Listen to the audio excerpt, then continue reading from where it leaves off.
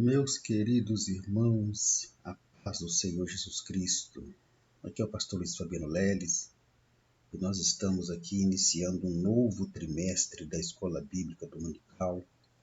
Esse trimestre nós iremos estudar sobre Até os Confins da Terra. É um tema que vai tratar de missões. Esse trimestre vai ser um verdadeiro curso de missiologia, pode ter certeza disso. Esses assuntos que serão abordados nesse quarto trimestre é um assunto muito importante, porque fala exatamente da principal missão da igreja aqui na Terra como representante do reino de Deus. A nossa última lição do trimestre passado foi exatamente sobre o mundo de Deus no mundo dos homens, e nós aprendemos que o mundo de Deus se refere ao reino de Deus, e a igreja, como representante do reino de Deus, ela tem que pregar o evangelho até os confins da terra e até que Jesus volte para buscar a sua igreja. Então, eu considero esse trimestre uma continuidade da última lição do trimestre passado. A igreja, como embaixadora ou como embaixadora de Cristo aqui na terra, ela é a única instituição credenciada, autorizada e capacitada por Deus para pregar o evangelho até os confins da terra e até que Jesus volte para buscar a sua igreja. Então, é um trimestre que vai tratar de missões. E a nossa primeira lição vai ser exatamente sobre a grande comissão, um enfoque, etnocêntrico, ou seja, Jesus ele deixou uma grande comissão para a sua igreja. E essa lição é uma lição que ela vai abordar a grande comissão com enfoque em todas as etnias que há na face da Terra.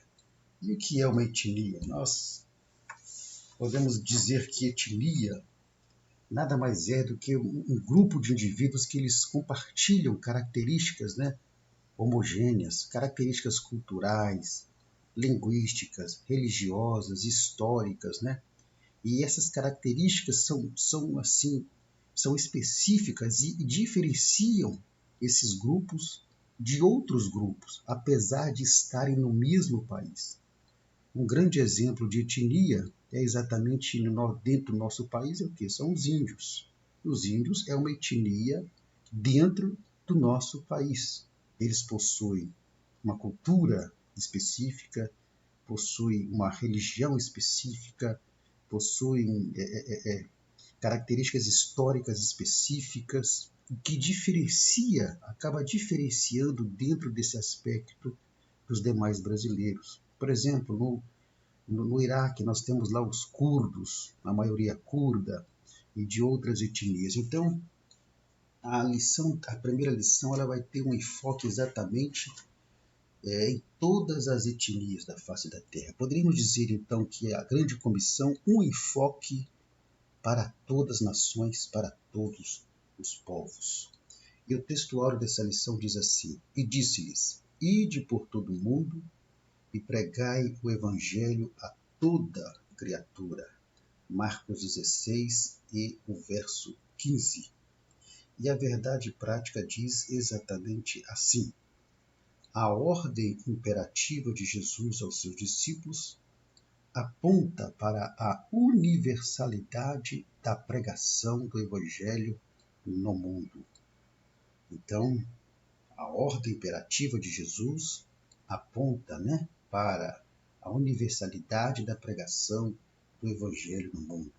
A nossa leitura bíblica em classe está em Mateus 28, 19 e 20, são versículos bem conhecidos. Também em Marcos capítulo 16, versículo 15 ao 18, também são versículos muito conhecidos, que não iremos ler para ganhar tempo aqui, mas que você, professor, deve ler esses versículos para você se contextualizar dentro dessa lição, dessa primeira lição, que é importantíssima. Bom, o que nós veremos nessa primeira lição? Bom, primeiramente, podemos observar que essa primeira lição, ela trata-se de um panorama geral do trimestre, ou seja, uma visão geral do trimestre. Você vai observar perfeitamente que essa primeira lição vai trazer para nós uma visão geral de todo o trimestre, daquilo que nós veremos em detalhes no primeiro trimestre.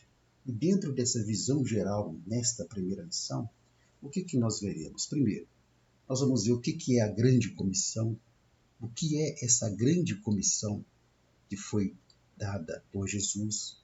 Nós vamos ver quais são as características dessa grande comissão. Essa grande comissão ela possui características específicas que a diferenciam de qualquer outra missão, de qualquer outra instituição aqui na face da Terra.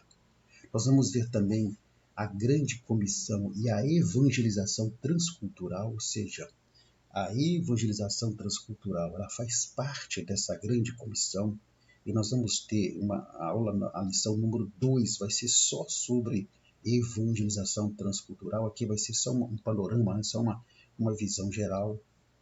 Nós vamos ver qual que é a visão global dessa grande comissão, onde que essa grande comissão quer chegar. E vamos ver também qual o conteúdo da mensagem da grande comissão. Toda missão que é dada a alguém para fazer, essa missão ela contém uma mensagem. E nessa grande comissão que Jesus nos deu, qual que é a mensagem principal dessa grande comissão? É o que nós veremos nessa lição.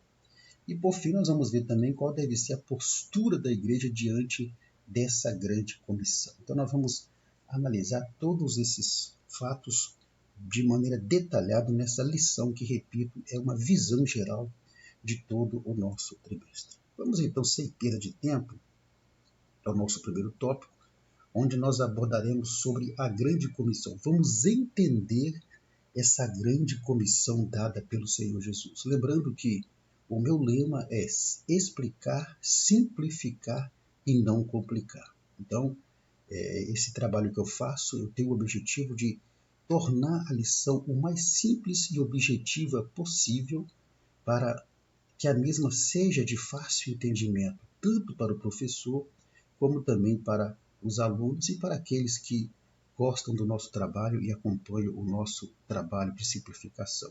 A você que é novo por aqui, seja bem-vindo. Quero te convidar a conhecer mais o canal, aos próprios irmãos que já fazem parte.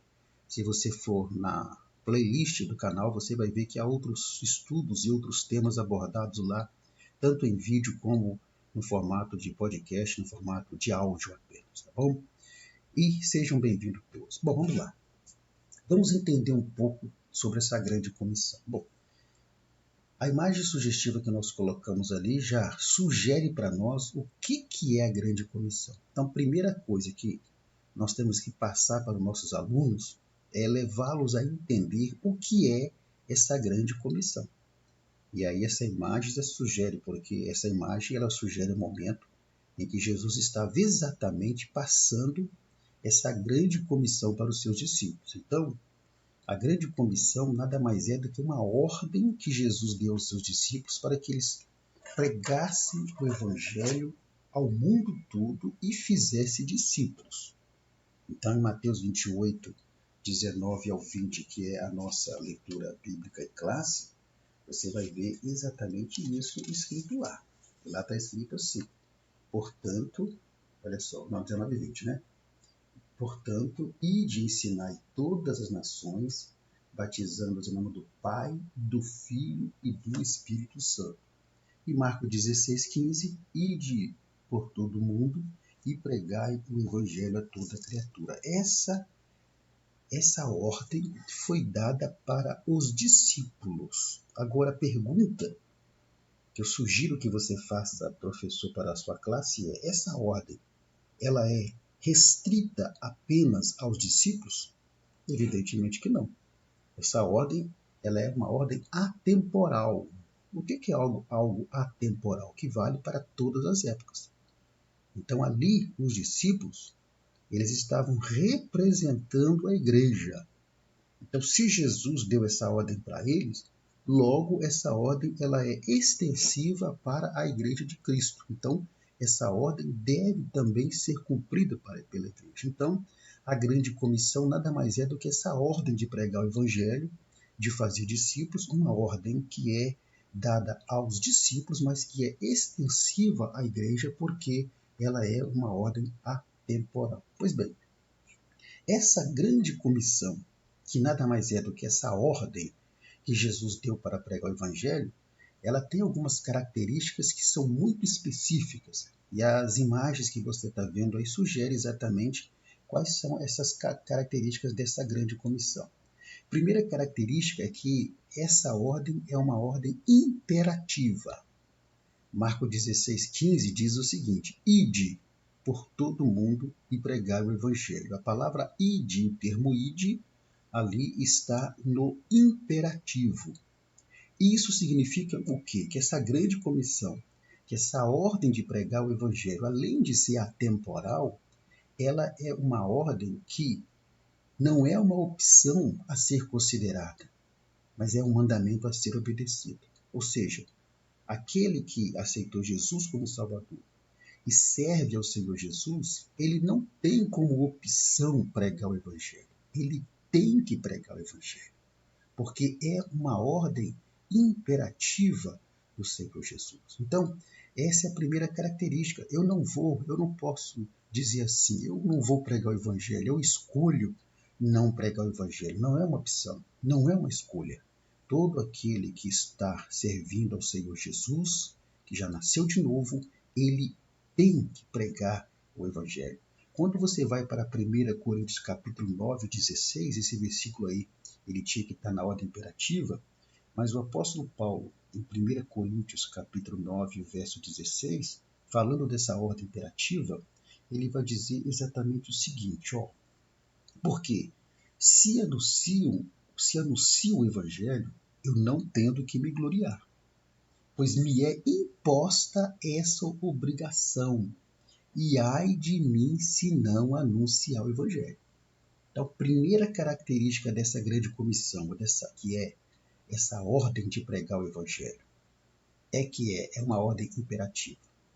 Segundo, é uma ordem coletiva, ou seja, não é responsabilidade só dos líderes, não é responsabilidade só dos pastores, não é responsabilidade só de pessoas que estão à frente. Não, é uma responsabilidade de todos, é uma ordem que ela é extensiva a todos aqueles que servem ao Senhor Jesus. Você aceitou Jesus como Salvador, nasceu de novo, serve a Ele? Então essa ordem é para você.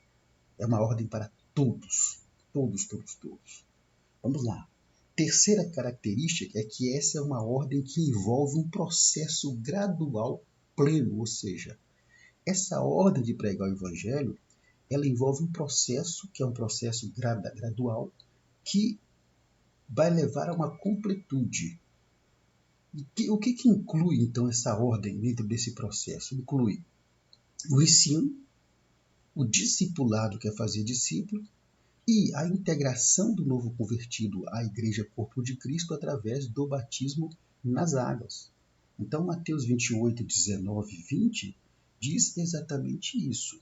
Ide e ensinai todas as nações, está vendo? Batizando-as em nome do Pai, do Filho e do Espírito Santo. Então, outra característica é que essa grande comissão, que é essa ordem de pregar o Evangelho, ela inclui ensinar a palavra de Deus, inclui pregar primeiramente, ensinar, discipular ou fazer discípulo e, através do batismo nas águas, integrar o novo convertido ao corpo de Cristo. Então, nós iremos abordar mais na frente que pregar o Evangelho não está restrito à pregação de púlpito, não está restrito à pregação na igreja para várias pessoas, não. Pregar o Evangelho nada mais é do que evangelizar. E evangelizar é você pregar o Evangelho não apenas de forma coletiva, mas também de forma individual. Nós iremos ver isso mais daqui a pouco. Então, essa é a terceira característica desta grande comissão. A quarta característica é que essa ordem é uma ordem ultracircunstancial. Olha o que Paulo vai falar lá em 2 Timóteo, no capítulo 4, versículo 1 e 2. Paulo fala exatamente assim, olha: conjuro-te, pois, diante de Deus e do Senhor Jesus Cristo, que há de julgar os vivos e os mortos na sua vinda e no seu reino, que pregues a palavra antes a tempo e fora de tempo, redarguas, repreendas, exortes com toda a longanimidade e doutrina, ou seja, que pregues a palavra antes a tempo e fora de tempo. Então, a quarta característica dessa grande comissão é que ela é uma ordem ultra circunstancial, ou seja, ela não está presa a nenhum tipo de circunstâncias. Então, isso inclui momentos, situações, oportunidades e lugares. Então, a grande comissão, que é a ordem de pregar o Evangelho, tem que ser cumprida em todos os momentos, em todas as situações, em todas as oportunidades e em todos os lugares. É certo que dependendo do momento, da situação, da oportunidade, do lugar, você o fará com sabedoria. Mas essa ordem é uma ordem que está acima de qualquer circunstância. Então, por exemplo, se você está dentro de um ônibus, você ali pode pregar o Evangelho, você pode cumprir essa grande comissão. É óbvio que você não vai fazer isso de maneira imprudente. Você pode pregar para o colega que está sentado ao seu lado no banco, conversando com alguém, aproveitando as oportunidades que o próprio Espírito Santo cria para que você possa cumprir essa ordem, para que você possa cumprir essa grande comissão. Por exemplo, digamos que alguém esteja sentado ao seu lado e esse alguém começa a falar de situação do nosso mundo. Olha, por exemplo, a pessoa começa a dizer: o nosso mundo não tem jeito mesmo, nosso mundo está perdido, né? É muita corrupção, é muita injustiça. Fala assim: olha, tem jeito sim. O nosso mundo tem jeito sim, porque está para vir aí um reino de justiça, um reino de paz, um reino de alegria, um reino onde quem vai governar não é nenhum político corrupto, o reino onde quem vai governar é o Senhor Jesus Cristo. Aqui você já está o quê? Iniciando uma evangelização, cumprindo essa grande comissão que é essa ordem de pregar o Evangelho. Então, essa é a quarta característica. É uma ordem ultra circunstancial, aproveitando os momentos, as situações, as oportunidades e os lugares. Você pode cumprir essa grande comissão no seu trabalho, com sabedoria, na sua vizinhança, na sua faculdade, com os seus amigos, onde quer que você esteja, na fila de um banco, na fila de emprego, na fila de um consultório médico, onde quer que você esteja, com sabedoria, você consegue cumprir essa grande comissão, porque essa é uma ordem ultra circunstancial. Pois bem, essas são as características principais desta grande comissão. E quando se fala na grande comissão, você precisa atentar para a questão cultural. Por quê? Porque a grande comissão ela está diretamente ligada à questão cultural do mundo em que nós vivemos. Então a imagem que você está vendo sugere para nós, né, o grande número de culturas que nós temos em nosso mundo.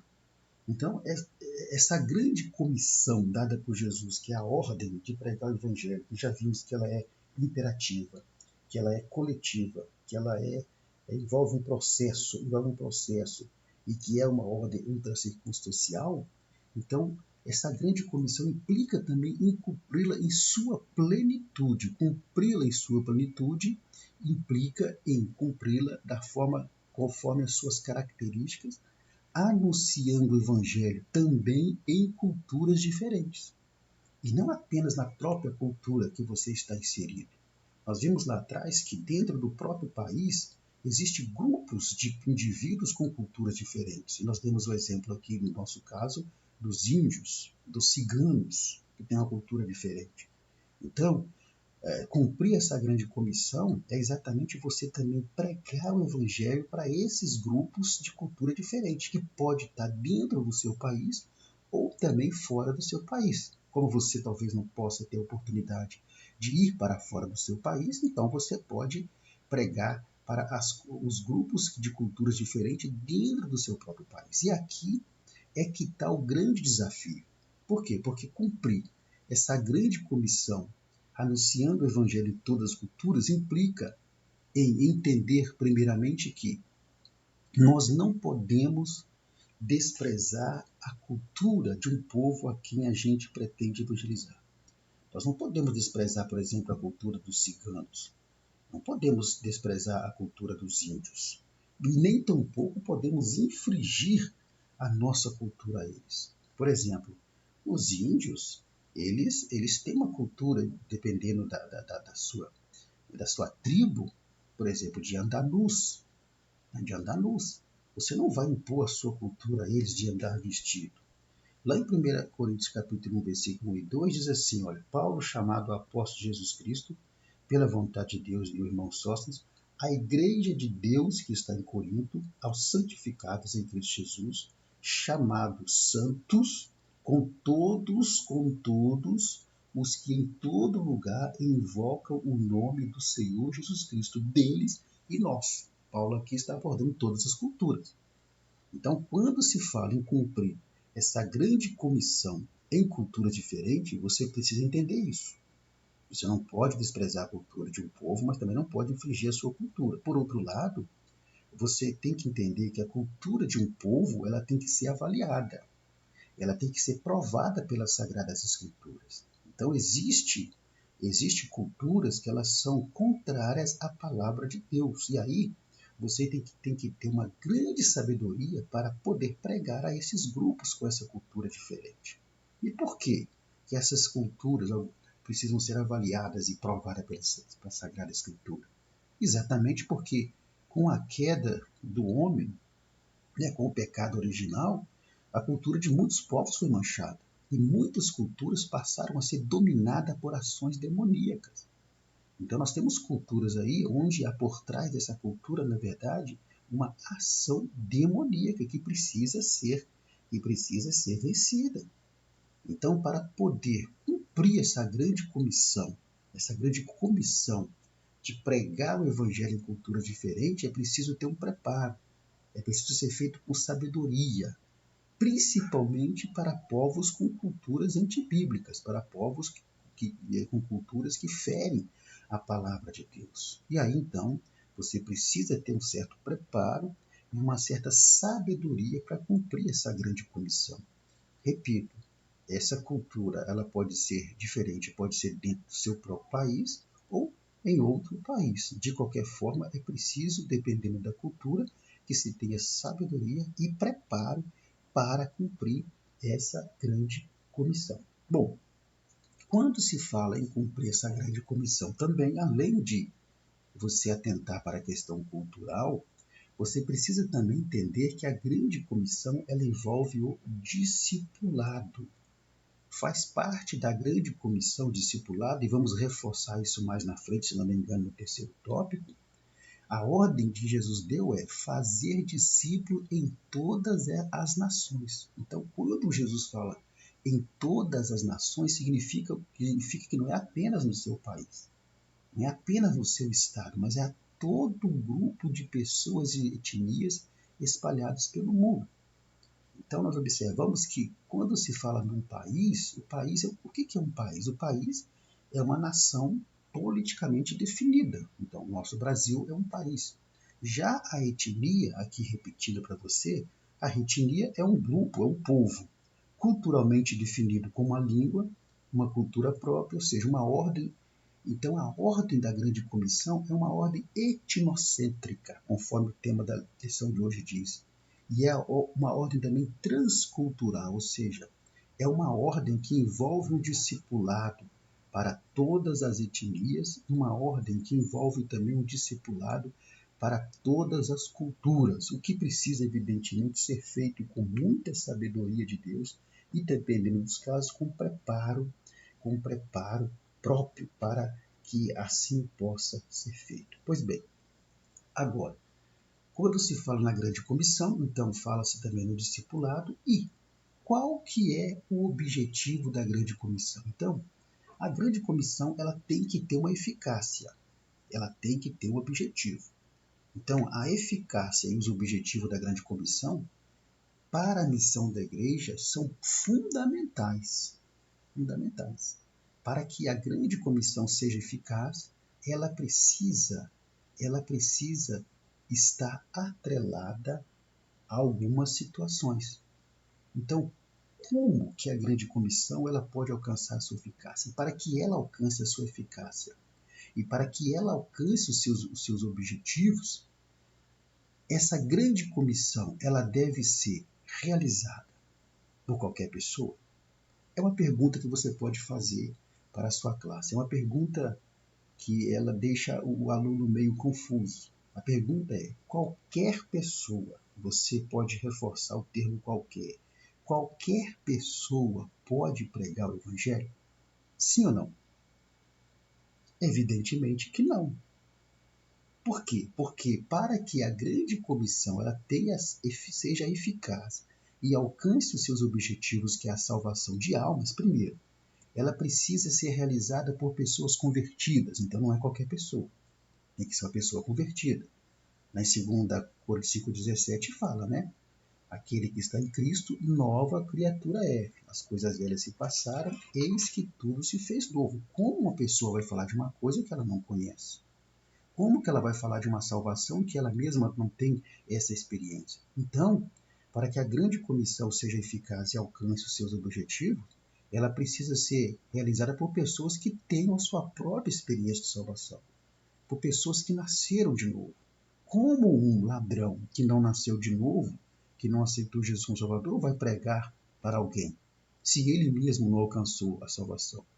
Como que um adúltero ele vai pregar para alguém se ele não nasceu de novo?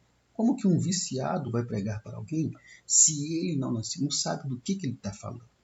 Então tem que ser exercida por pessoas que tenham sua própria experiência de salvação, que sejam pessoas convertidas ao Senhor Jesus. Segundo, para que a grande comissão seja eficaz e alcance os seus objetivos, ela precisa ser realizada por pessoas cheias do Espírito Santo.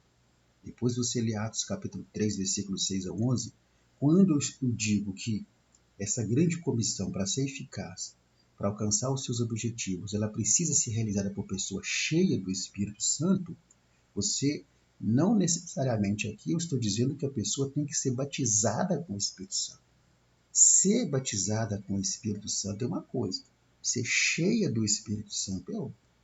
Ser batizado com o Espírito Santo é um revestimento de poder que você recebe como capacitação para pregar o Evangelho. Mas aquele que não é batizado com o Espírito Santo, ele pode ser cheio do Espírito Santo.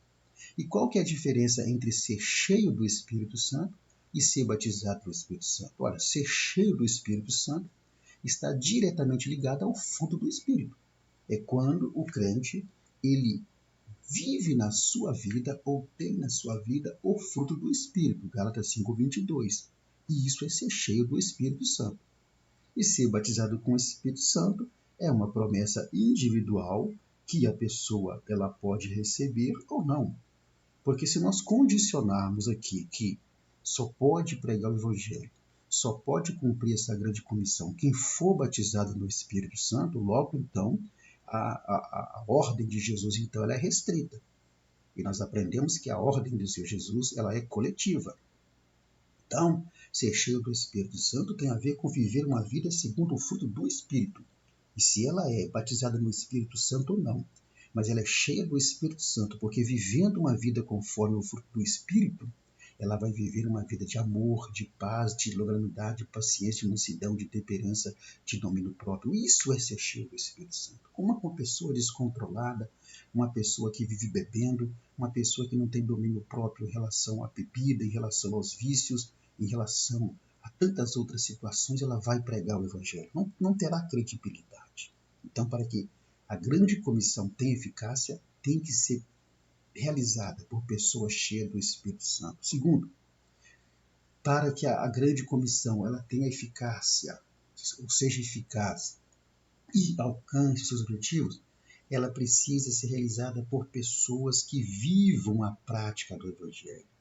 Lá em Romanos capítulo 2, versículo 21, diz exatamente assim, ó, pois que ensinas a outro, não te ensinas a ti mesmo? Tu que pegas que não se deve furtar e furtas? Tu que dizes que não se deve adulterar e adulteras? Tu que abominas os ídolos, cometes sacrilégio?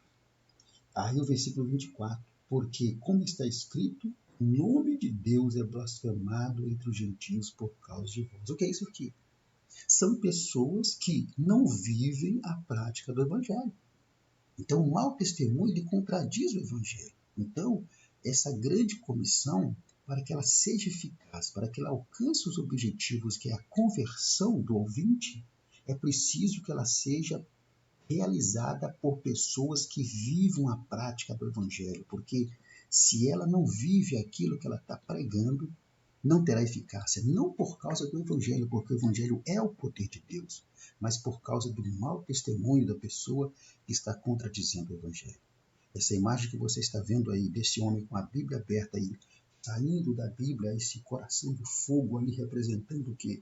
Representando exatamente o Espírito Santo, porque o Espírito Santo é aquele agente que vai estar nos auxiliando no cumprimento dessa grande comissão. Então, repetindo, para que essa grande comissão ela tenha eficácia, ou seja, eficaz e alcance os objetivos, ela não pode ser realizada por qualquer pessoa dentro desse aspecto, que tem que ser pessoas convertidas, pessoas cheias do Espírito Santo e pessoas que vivam a prática do Evangelho. Aí sim, dentro desses critérios, aí qualquer pessoa dentro desses critérios de conversão, cheia do Espírito Santo e vivendo a prática do Evangelho, ele pode pregar a palavra porque ela será eficaz e ela alcançará os objetivos dentro da soberania e dentro também do livre arbítrio do homem. Agora, se mesmo dentro dessas condições aqui você prega o Evangelho, mas se a pessoa não se converte, não significa que você não fez a sua parte. Significa que a pessoa usou do seu livre-arbítrio. Mas quando você cumpre essa grande comissão dentro desses critérios, pode ter certeza que as possibilidades de conversão são muito maiores. Então, tudo isso aqui que nós vimos, pessoas convertidas, pessoas cheias do Espírito Santo, tudo isso é necessário para quê? Para, primeiro, se alcançar os objetivos, alcançar a eficácia da grande comissão. Qual que é a eficácia e o objetivo? A salvação. E, na sequência, a integração do novo convertido ao corpo de Cristo, que vai se dar após o discipulado, após o ensinamento, através do batismo nas águas. Então, nesse primeiro tópico, nós entendemos um pouco aí sobre essa grande comissão. Agora vamos ao segundo tópico. No segundo tópico, nós vamos abordar um pouco mais detalhado sobre as missões transculturais. Por quê? Porque as missões transculturais fazem parte da grande comissão. Afinal, esse é o nosso tema, a grande comissão, enfoque etnocêntrico, ou seja, que vai além das etnias locais. Então, vamos entender um pouco de missões transculturais. Bom, primeiro, passar para o nosso aluno o conceito de missões transculturais. O que é missões transculturais? Aí você vai entender que missão transcultural é a missão da igreja de transpor uma cultura. Então a gente já vem completando aquilo que se começou a dizer no tópico anterior. Quando se fala em missão transcultural, estamos falando exatamente no esforço da igreja em transpor fronteiras para pregar o evangelho, indo além do seu campo de atuação. Então, independente se é em outro país ou no seu próprio país, quando se fala em missão transcultural, está se falando na missão da igreja de pregar ou de transpor uma cultura para levar a mensagem do Evangelho. É pregar o Evangelho para outras culturas, e repito, dentro do seu próprio país, fora do seu próprio país. Lá em Atos 1:8, na segunda parte do versículo diz: e ser-me-eis testemunhas tanto em Jerusalém, Samaria, Judéia e o quê? E até os confins da terra, o que dá o entendimento de transcultural, de transpor as culturas apenas dessas cidades que foram citadas ali. Então isso é missão transcultural. Nós vamos ver que a Bíblia ela traz uma visão transcultural muito importante.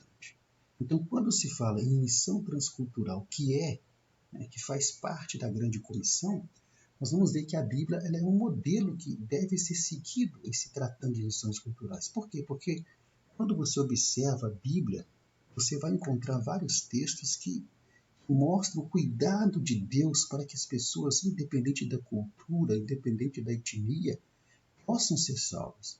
E nós observamos isso tanto no Antigo Testamento como no Novo Testamento. Vamos analisar a visão transcultural da Bíblia, por exemplo, no Antigo Testamento. A primeira imagem já sugere. Na queda do homem, nós vemos uma visão transcultural da Bíblia, a queda do homem. Por quê? Porque na queda do homem, Deus não vai tratar apenas com Adão e Eva. Deus vai tratar com toda a humanidade posterior.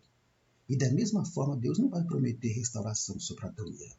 Deus vai prometer restauração também para toda a humanidade. Da semente da mulher nascerá um que esmagará a cabeça da serpente. Então ali era uma promessa que ela é feita para resgatar toda a humanidade. Então vemos aqui Deus se preocupando em atingir outras culturas, outras etnias com a salvação. Ainda no Antigo Testamento, temos a visão transcultural da Bíblia no dilúvio, a segunda imagem sugere para nós. Então, mesmo ali em meio a toda idolatria, toda sorte de imoralidade, Deus vai salvar a família de Noé temente a Deus. Deus vai punir as outras pessoas, mas sempre você vê Deus agindo de modo transcultural.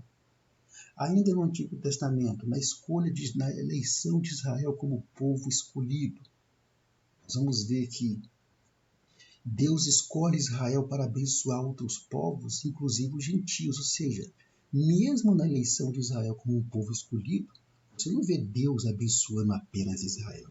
Não. Você vai ver Deus abençoando outros povos, inclusive os gentios, que foram abençoados. Por quê?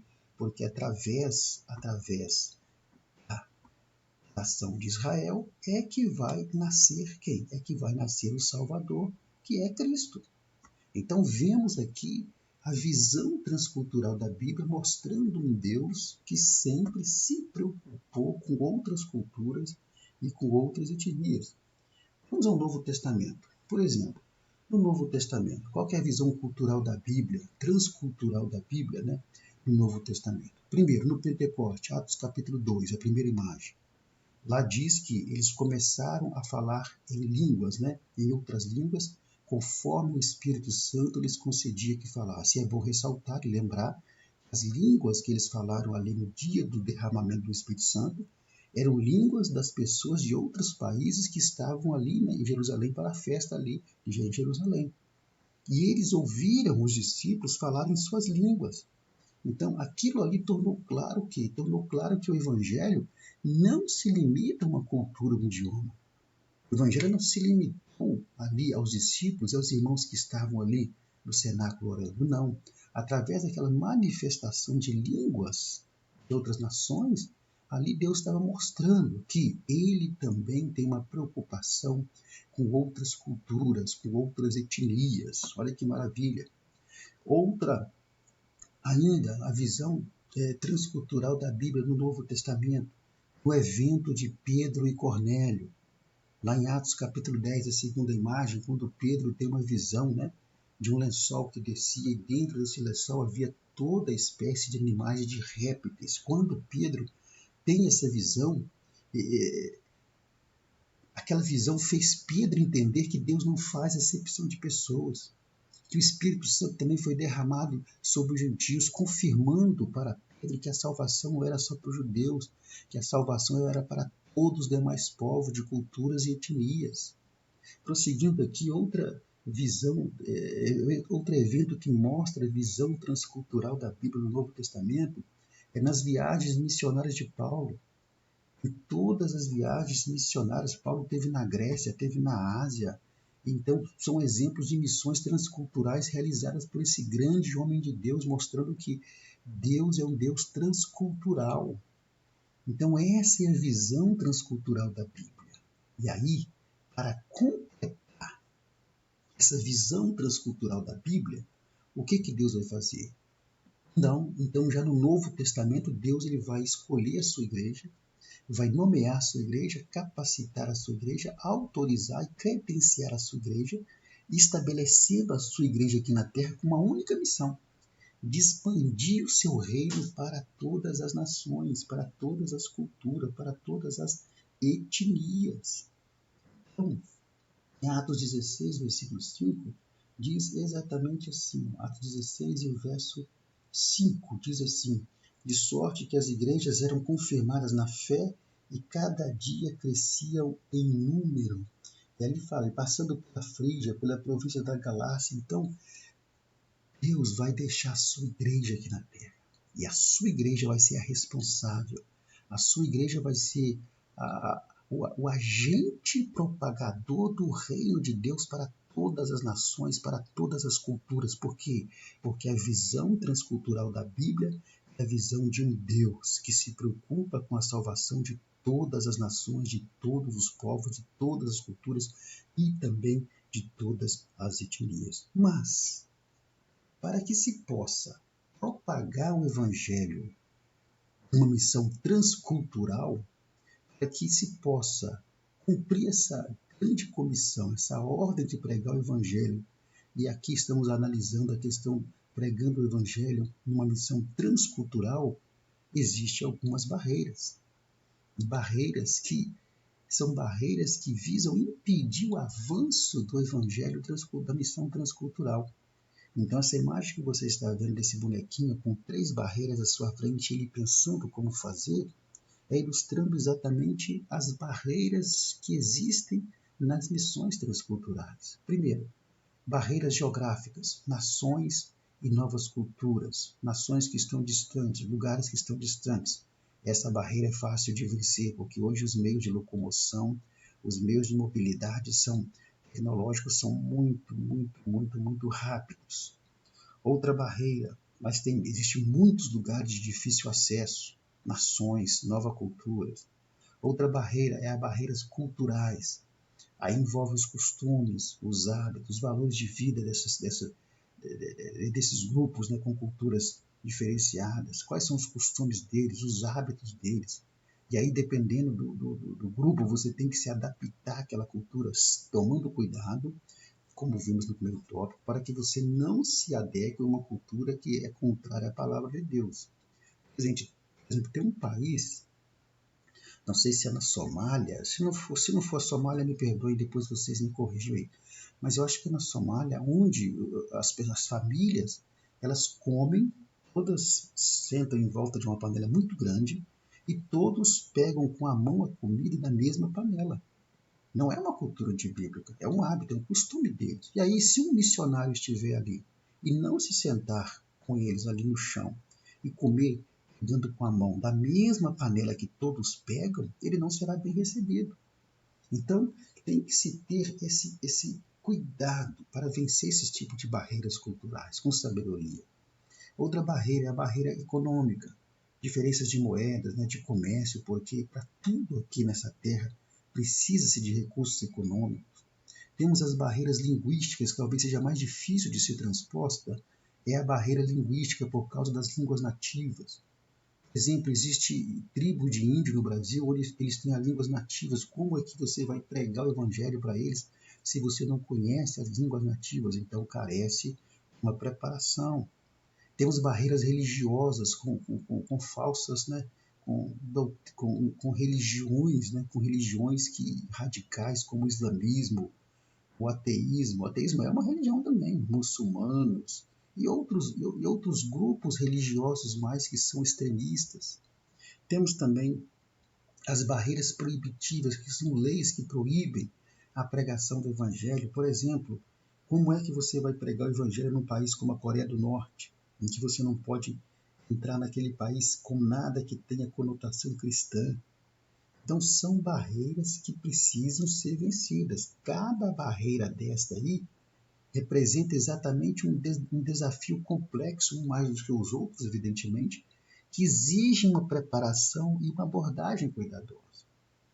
Então, em relação a culturas, né, em relação a barreiras culturais, econômicas, geográficas, cada uma dessas é um desafio que precisa ser vencido, que exige uma preparação e uma abordagem cuidadosa. E aqui Não se pode, por exemplo, mandar para uma tribo de índio, para qualquer pessoa para pregar lá. Tem que ter um preparo, tem que ter todo um preparo para que você possa ali realmente vir a ser útil e tornar a pregação do Evangelho ali eficaz. Pois bem, nesse segundo tópico, então, nós entendemos um pouco sobre as missões transculturais e elencamos aqui a visão transcultural da Bíblia e também elencamos aqui os desafios, as barreiras que existem para a realização da missão transcultural que faz parte da Grande Comissão.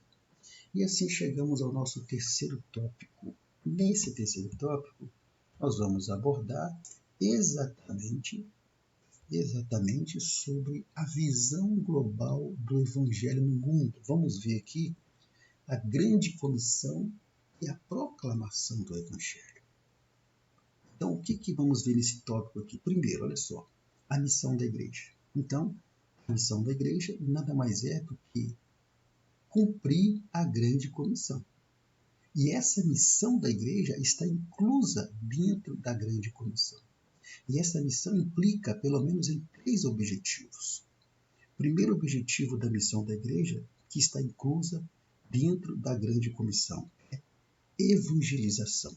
Conforme a Márcio disse aí, evangelizar é a grande missão da igreja. E para evangelizar, além de você ter nascido de novo, como vimos lá atrás, ser cheio do Espírito Santo e viver o Evangelho, você tem que ter força de vontade, responsabilidade, união, cada uma dessas sementes, fé, engajamento, amor, perseverança, compromisso. Então, a primeira missão da igreja, inclusa dentro da grande comissão, é a evangelização. E o que é evangelização? É ato de proclamar as boas novas de salvação. E aqui é importante nós observarmos uma coisa. Quando se fala em evangelização, você precisa entender que ela pode ser feita de forma pessoal, por isso temos o termo evangelismo pessoal, é quando você prega o evangelho, para alguém individualmente. Essa evangelização pode ser coletiva, a pregação coletiva para vários números de pessoas, e também nacional e transcultural, sendo que a transcultural, como vimos lá atrás, ela pode ser de uma cultura diferente dentro do seu país ou em outro país.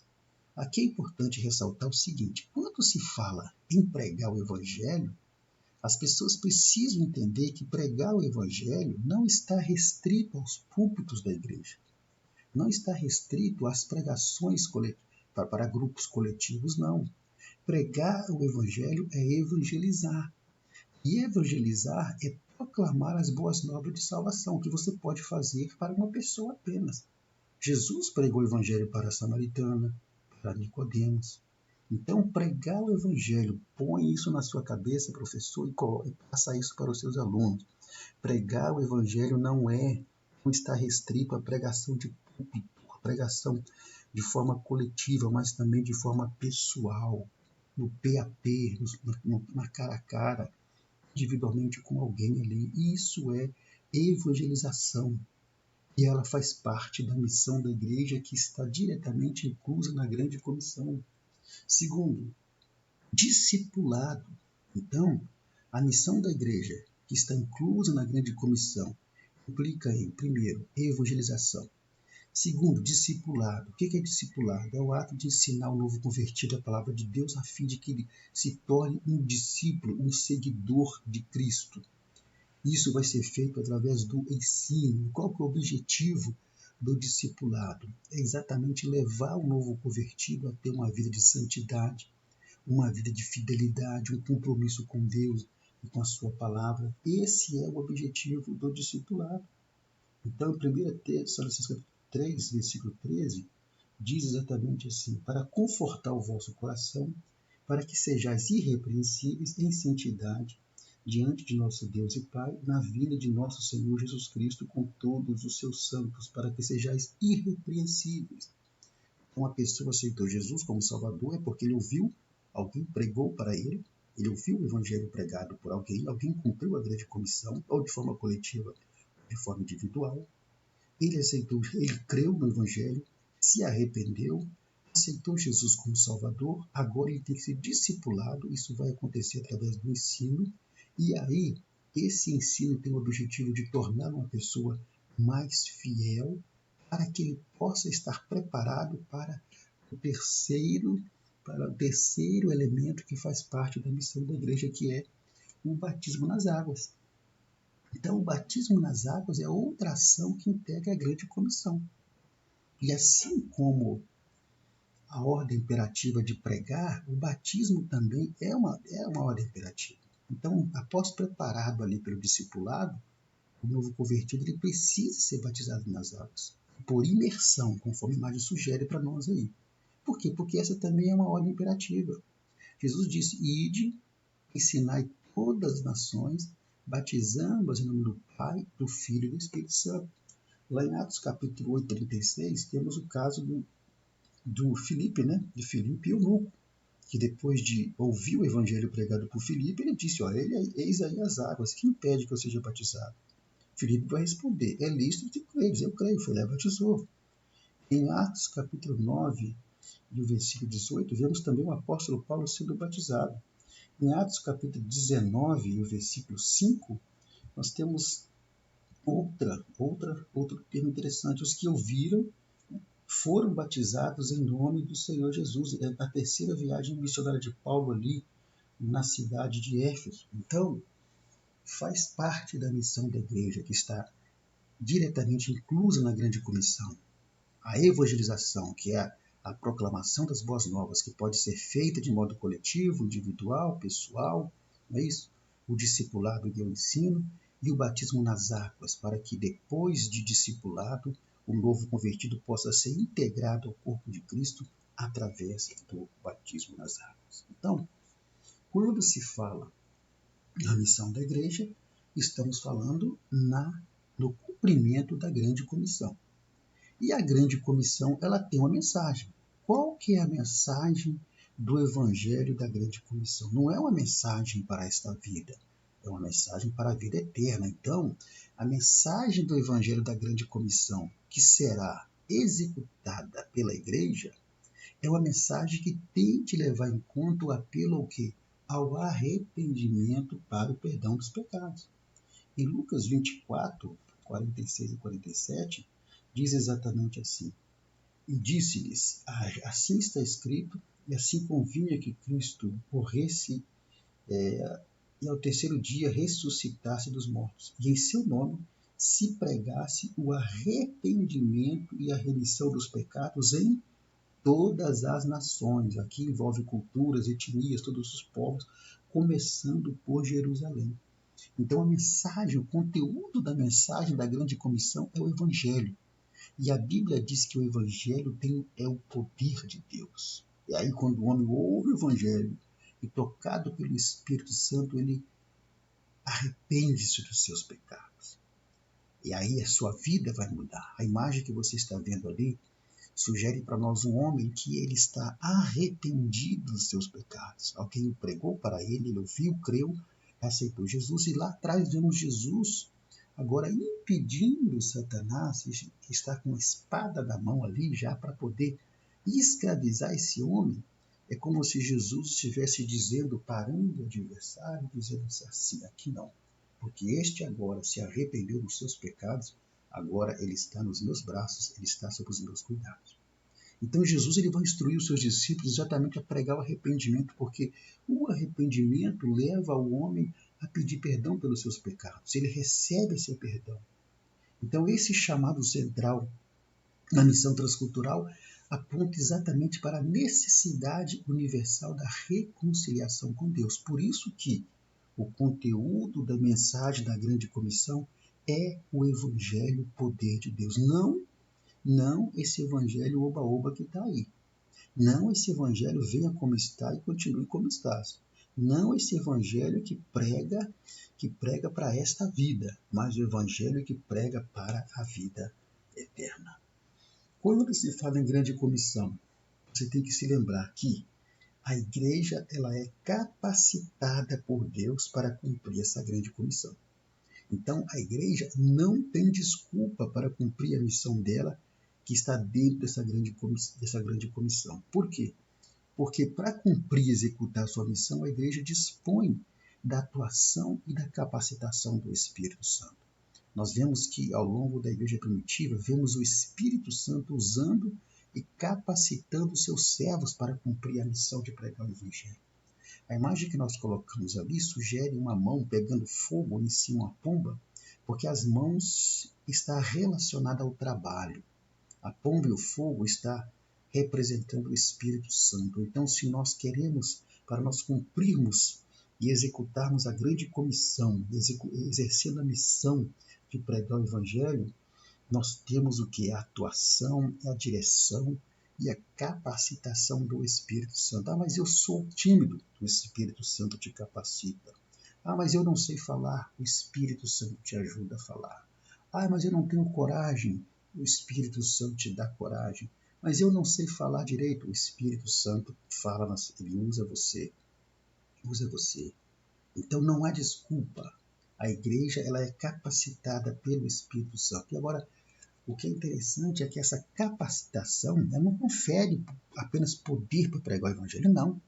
Mas ela também confere uma compreensão e aceitação do Evangelho pelos ouvintes de diferentes culturas. Por quê? Porque é o Espírito Santo que tem a missão de convencer o homem do pecado, da justiça e do juízo. Tudo que nós temos que fazer como igreja, individualmente e coletivamente, é pregar o Evangelho, é cumprir essa grande comissão, seja onde quer que nós estejamos. E o resto quem vai fazer é o Espírito Santo. Nós não temos que ficar desesperados porque pregamos e alguém não aceitou, porque esse é o papel do Espírito Santo associado ali ao livre-arbítrio do homem. Então a igreja ela é capacitada pelo Espírito Santo para cumprir e exercer essa grande missão. E por último, em se tratando de obedecer à grande comissão, a igreja precisa fazê-la em oração, fazê-la com intercessão. A imagem que você vê dessas pessoas rodeando o globo, orando pelo globo, é exatamente para passar para nós o ensinamento de que nós precisamos cumprir a grande comissão, mas sempre intercedendo.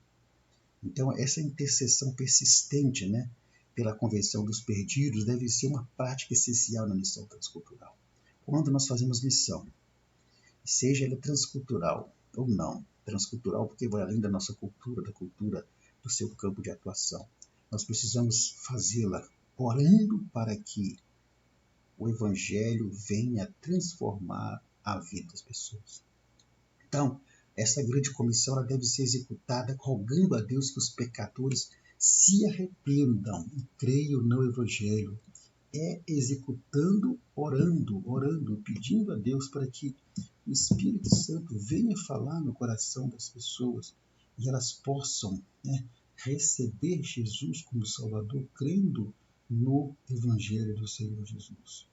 Que elas possam se arrepender. Então, a grande comissão, ela precisa ser feita sempre debaixo de oração, debaixo de intercessão, para que ela possa alcançar os objetivos e a eficácia que essa grande comissão ela precisa alcançar.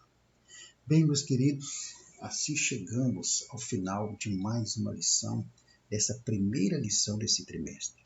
E qual que deve ser a postura da igreja, a minha postura, a sua postura em relação a essa grande comissão? Primeiro, entender que a melhor coisa que nós podemos fazer para Deus e pelo reino dele é ganhar almas para Cristo. Sabe por quê? Porque a Bíblia diz que há alegria no céu por um pecador que se arrepende. Olha só.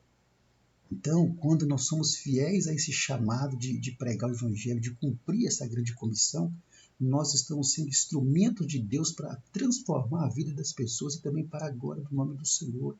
Então, a maior alegria de Deus, o que nós podemos fazer para Deus e pelo seu reino, a melhor coisa não é se preocupar com grandes templos suntuosos, confortáveis, bonitos, majestosos. Não.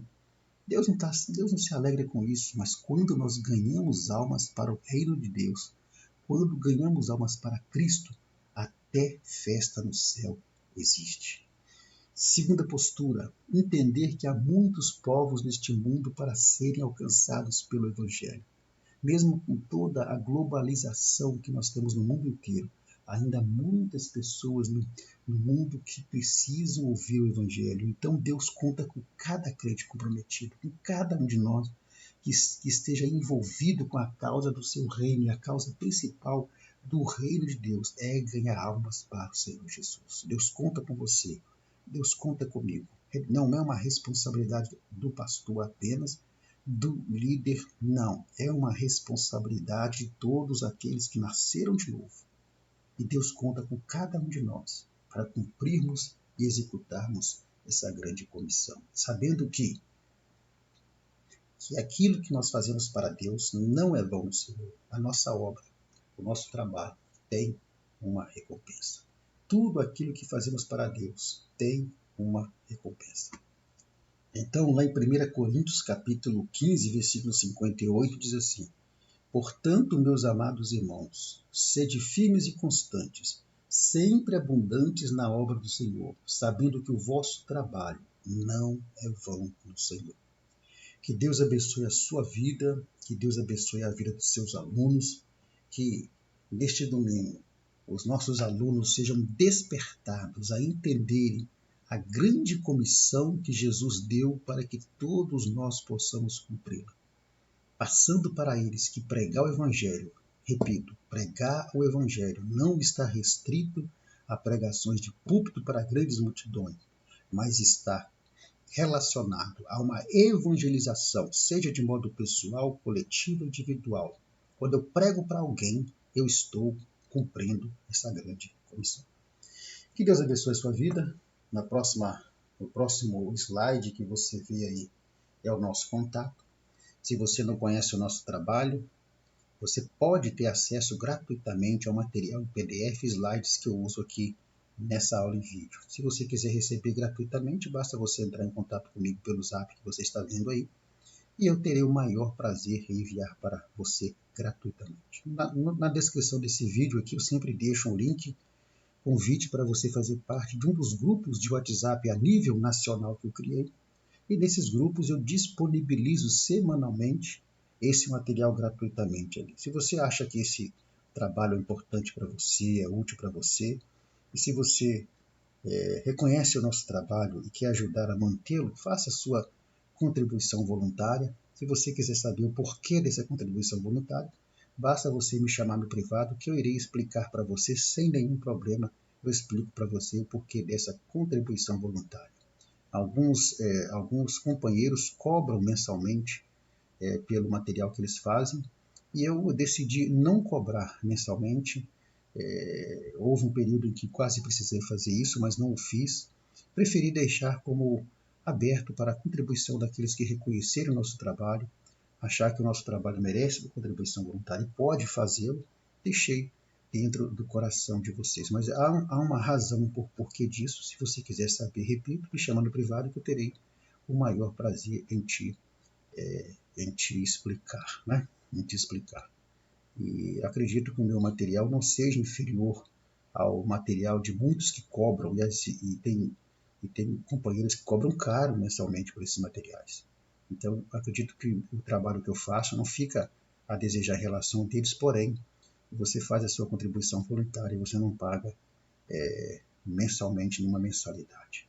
Bom, que Deus abençoe sua vida, que tenhamos um excelente EBD neste domingo e não se esqueça da nossa frase final. Se o seu chamado é ensinar, então que haja dedicação ao ensino.